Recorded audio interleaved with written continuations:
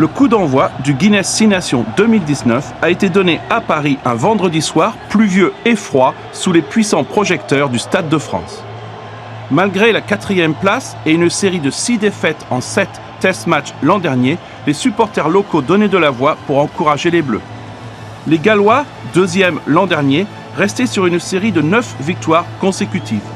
Jacques Brunel a titularisé le centre Romain Ntamak, 19 ans et première sélection, pour le fils d'Émile, vainqueur du Grand Chelem.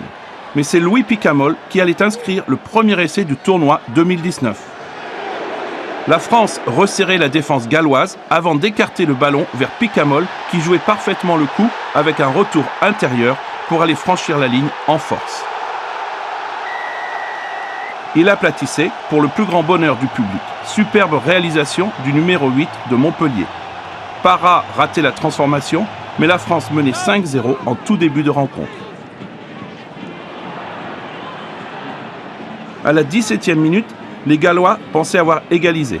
Après un bon travail initial de Josh Navidi, le ballon était rapidement transmis à Liam Williams qui filait vers l'en-but et semblait avoir marqué.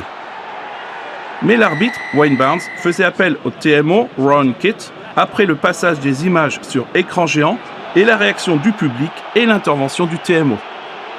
Au grand désarroi des Gallois, les images montraient que Williams avait perdu le contrôle du ballon avant d'aplatir et la France conservait son avantage.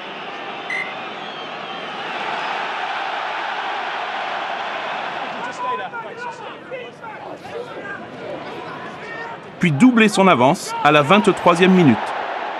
Avec des passes entre Lopez, Ntamak, Fofana et Ituria qui lançaient Yohan Huget sur son aile. L'ailier sprintait pour aller marquer en coin le deuxième essai pour les hommes de Jacques Brunel. Très bon finish du Toulousain qui peut remercier l'excellent offload du 3e ligne de Clermont, Arthur Ituria. Et 10-0 pour la France après l'échec de Parra à la transformation. La pluie incessante ne semblant pas inhiber l'enthousiasme du public du Stade de France. Camille Lopez ajoutait ensuite une pénalité pour faire passer son équipe à 13-0. Puis, lors de la dernière action de cette excellente première période pour la France, il réussissait un drop goal 16-0 et des Gallois sonnaient au bord du gouffre dans cette partie.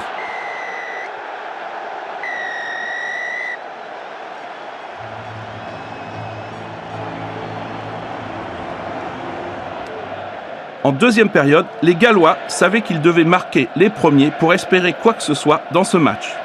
Et c'est exactement ce qu'ils allaient parvenir à faire à la 47e minute.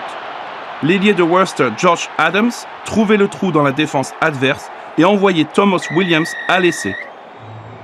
Le demi de mêlée de Cardiff fêtant ainsi son premier match du Guinness 6 Nations avec cet essai.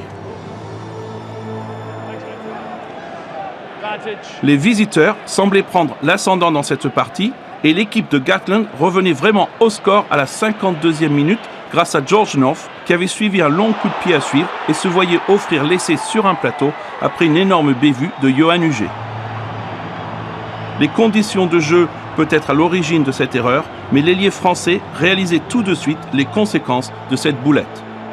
Anscombe passait la transformation et le Pays de Galles revenait à 2 points, 16-14. Dan Biggar entrait alors en jeu et passait une pénalité 17-16 pour les Gallois qui pour la première fois passaient en tête dans ce match.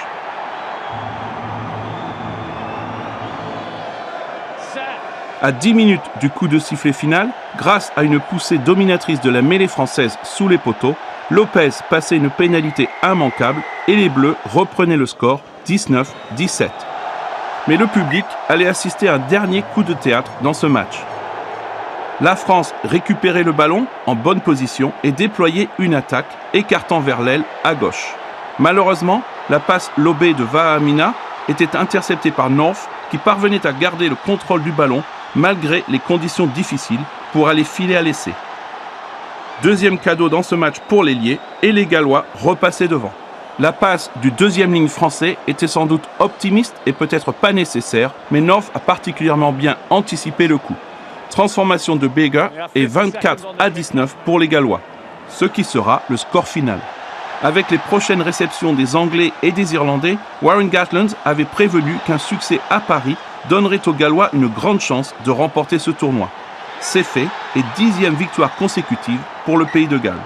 La semaine prochaine, la France ira affronter l'Angleterre à Twickenham. Score final à Paris, France 19, Galles 24.